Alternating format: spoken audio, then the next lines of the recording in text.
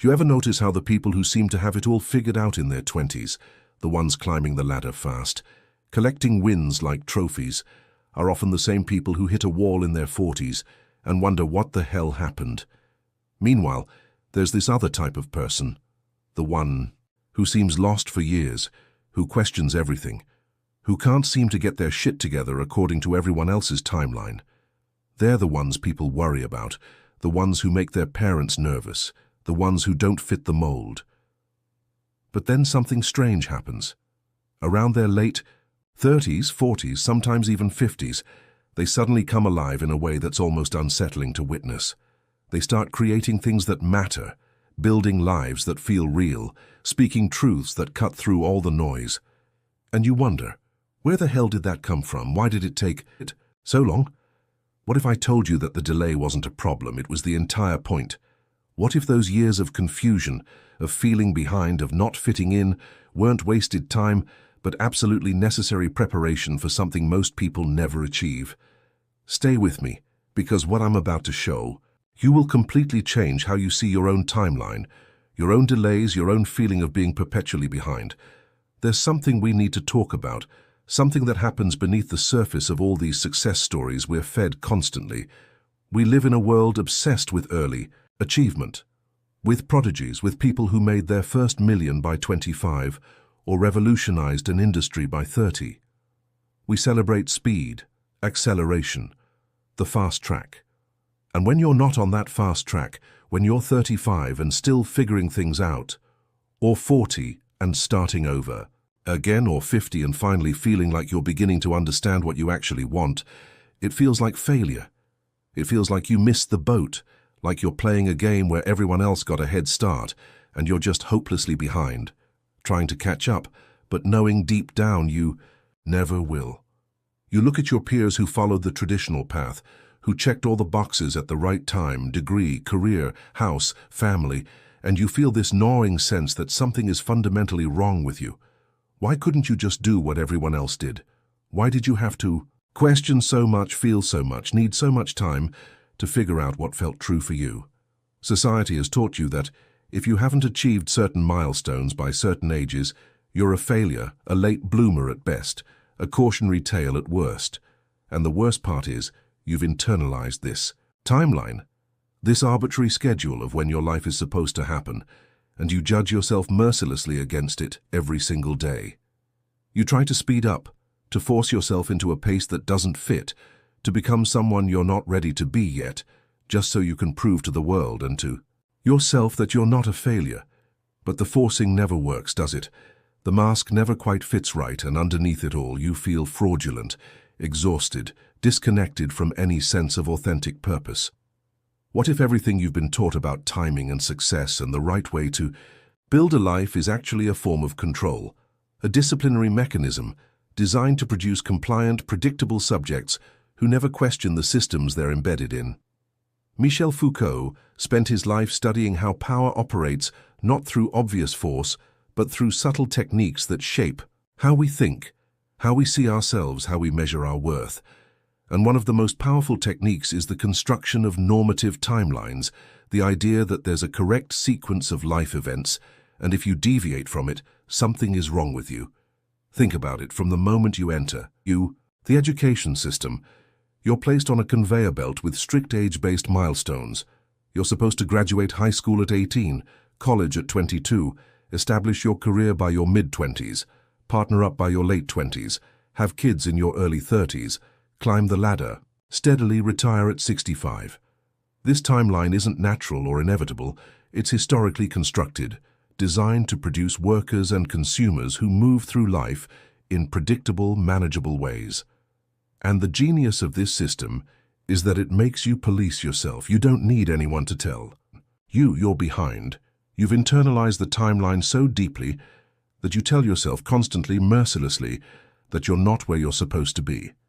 This is what Foucault called disciplinary power, power that operates by creating norms and then training us to judge ourselves against those norms. But here's what's fascinating. The people who actually create something genuinely new, who think in ways that shift culture, who build lives of real depth and meaning, are almost always the ones who couldn't or wouldn't follow the normative timeline.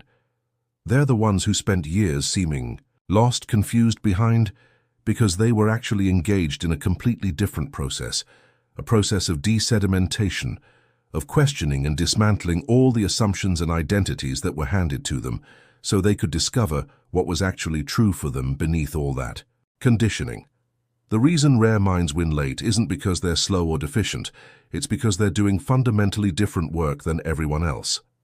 While most people are busy performing the life they think they're supposed to live, assembling the approved components into the approved configuration, these rarer individuals are engaged in what Foucault called practices of the self, the difficult, often lonely work of examining how they've been constructed, what beliefs and values and identities they've absorbed without choosing them, and then deliberately reconstructing themselves according to their own discovered truth. This takes time. It takes years of what looks like aimlessness, but is actually deep inquiry.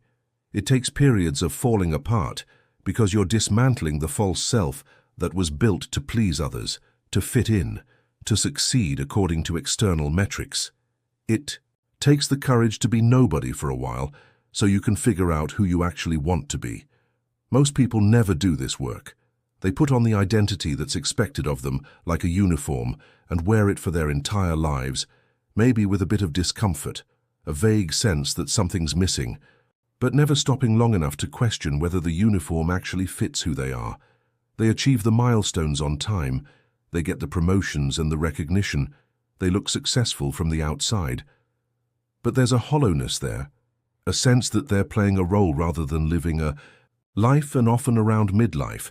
This catches up with them in the form of crisis, depression, a sudden realization that they've spent decades building a life that isn't actually theirs. The rare minds who take longer are doing something else entirely. They're not trying to succeed within the existing system. They're trying to understand what the system is, how it shaped them, and then how to create something outside of or beyond it. This requires a kind of intellectual and existential courage that most people simply don't have or don't want to develop because it's uncomfortable and uncertain and lonely. These are the people who can't just accept the ready-made identities and life paths on offer, who feel a deep need to understand the assumptions underlying everything they've been taught, who are willing to spend years in confusion and questioning because getting to something true matters more to them than getting to something successful quickly. And this is why they seem to bloom late, because true originality, true depth, true creativity doesn't come from following the path faster or better than everyone else. It comes from having the courage to leave the path entirely and wander in the wilderness long enough to discover your own direction. There's a concept in Foucault's later work that he calls the aesthetics of existence, the idea that your life itself can be a work of art, something you craft deliberately and beautifully according to your own values and vision rather than according to external templates. But you can't create an aesthetics of existence if you don't first understand and dismantle the technologies of power that have been shaping you since birth, the disciplinary mechanisms, the normalizing judgments, the internalized surveillance that makes you constantly monitor and correct yourself to fit the norm. This dismantling takes time. It's not something you can rush or optimize. You have to actually live through periods of uncertainty, of not knowing who you are, of feeling like you're regressing or failing, because that discomfort is the necessary space where transformation happens. The people who succeed early according to conventional metrics often do so because they've learned to conform efficiently, to give the system what it wants, to perform the role convincingly. There's nothing wrong with this, but it's a different kind of success than what's possible for someone who's been through the longer, harder process of self-examination and reconstruction. That longer process produces people who think differently, who see things others miss, who create work that feels genuinely original because it's coming from a self that was discovered rather than a self that was assembled from approved parts. These are the people who, when they finally do hit their stride, often in their 40s or 50s or even later, create work that lasts, that matters, that changes how people think, because they're not operating from the surface level of trending ideas and approved positions. They're operating from a depth that only comes from years of digging beneath the surface of everything they were taught. Let me tell you about a person I once knew, someone who spent their entire 20s and most of their 30s looking, from the outside, like they were failing at life. While their college friends were getting married, buying houses, advancing in careers, this person was working random jobs, moving from city to city, reading constantly, writing things they never showed anyone, having intense conversations in coffee shops. That went nowhere in particular. People worried about them. Parents asked when they were going to get serious, get stable, do something real. And this person felt the weight of that judgment, felt the shame of being the one who couldn't get it together, who was perpetually behind some invisible schedule. But something was happening beneath the surface that nobody could see. This person was dismantling every assumption they'd inherited, examining every should and supposed to they'd absorbed, questioning the very foundation of what makes a life worthwhile. They were reading philosophers who helped them understand how power operates, how identity is constructed, how freedom is something you have to fight for internally before you can express it externally. And then, around age 40, something shifted. All those years of reading and questioning and wondering coalesced into a clarity of purpose that was shocking in its intensity. They started creating work that was unlike anything else, work that synthesized ideas from completely different domains in ways nobody had thought to do before, work that resonated deeply with people because it addressed questions most people were afraid to even ask. Within a few years, they went from being the friend everyone worried about to being someone people sought out for wisdom, for guidance, for the kind of perspective you can't get from someone who's only ever followed the rules. And when people asked how they suddenly got so insightful, so creative, so alive, they didn't know how to explain that it wasn't sudden at all. It was the result of 20 years of work that looked like nothing from the outside, but was everything on the inside. So what does this mean for you, if you're someone who's felt behind, who's struggled to fit the timeline, who spent years feeling like you're failing at the game everyone else seems to be winning? First, you need to understand that the timeline itself is a construction, a tool of power, not a natural law. You've been judging yourself against an arbitrary standard that was designed to produce conformity, not to measure worth or potential. Second, you need to recognize that the discomfort you felt, the inability to just go along with the program, might actually be a sign of something rare and valuable in you, a capacity for critical thought, for self-examination, for questioning that most people don't have because they learned early to shut it down and just follow the script. The fact that you couldn't do that, even when it made your life harder, even when it made you feel like a failure, means you're capable of the kind of deep transformation that produces genuinely original work and genuinely authentic lives. Third, you need to give yourself permission to work on your own timeline. This doesn't mean being passive or avoiding challenge. It means recognizing that real development, the kind that leads to depth and originality, can't be rushed or forced into someone else's schedule. You might not produce your best work until you're 50, 60, 70, and that's not a tragedy. It's actually how this works for people who are doing more than reproducing existing templates. Fourth, you need to develop what Foucault called practices of freedom, deliberate ways of examining yourself, of noticing when you're operating from internalized norms versus from your own discovered values, of creating space to question and experiment and revise how you're living.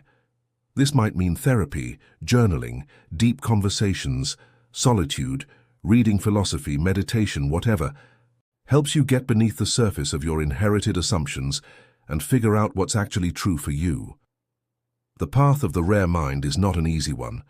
There will be years of feeling lost, years of people not understanding you, years of wondering if you're just making excuses for failure. But if you can stay with the discomfort, if you can resist the pressure to conform to a timeline that was never designed for people like you, if you can trust that the work you're doing beneath the surface is real and necessary, even when it produces no visible results for a long time, then something remarkable becomes possible. You become someone who doesn't just succeed within the existing system, but who creates something entirely new, who thinks in ways that shift the conversation, who lives with an authenticity and depth that most people only catch glimpses of. You become, in other words, someone who wins late, but wins in a way that actually matters. in a way that lasts, in a way that couldn't have happened any faster, because it required every single one of those years of seeming delay to build the foundation for what you're now capable of.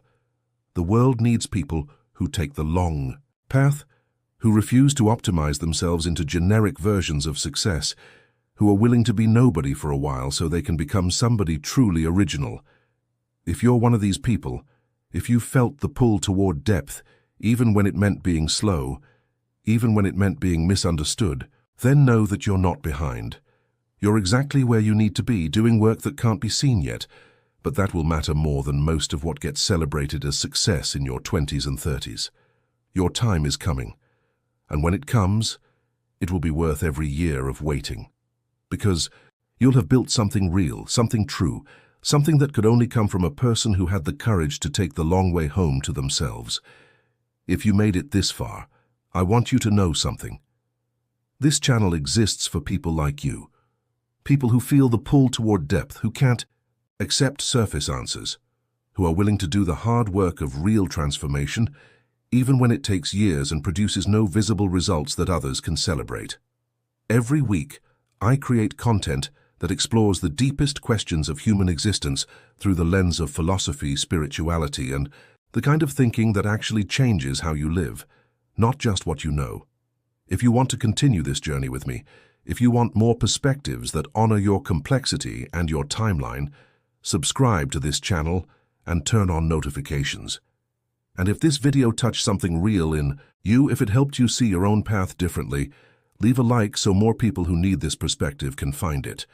You're not alone in taking the long path, and sometimes just knowing that makes all the difference. The most beautiful thing about arriving late to your own life is that when you finally do arrive, you arrive as yourself, not as a copy of what someone else decided you should be. The world is full of people who got where they were going quickly, but have no idea why they went there or what it means now that they've arrived. You, on the other hand, will know. You'll know, because you took the time to question everything, to dismantle the false self, to wander in confusion until you found what was true. And that knowledge, that depth, that authenticity is worth more than any early achievement, any impressive title, any milestone hit at the right age. Because in the end, the only race that matters is the one between who you're pretending to be and who you actually are. And the person who wins that race isn't the fastest, but the most honest, the most willing to take as long as it takes to get to something real. So if you're still on the path, still feeling behind, still wondering when your time will come, let this be your reminder that your time isn't measured by anyone else's clock. Your time is measured by depth, by truth, by the slow accumulation of wisdom that can't be rushed or faked or performed. And when your time does come, when you finally step into the fullness of what you've been becoming all these years, everyone will wonder how you suddenly got so wise, so clear, so powerful. And you'll smile, because you'll know it wasn't sudden at all. It was just the natural result of refusing to rush, of honoring your own timeline, of trusting that the long path home to yourself was exactly where you needed to be all along.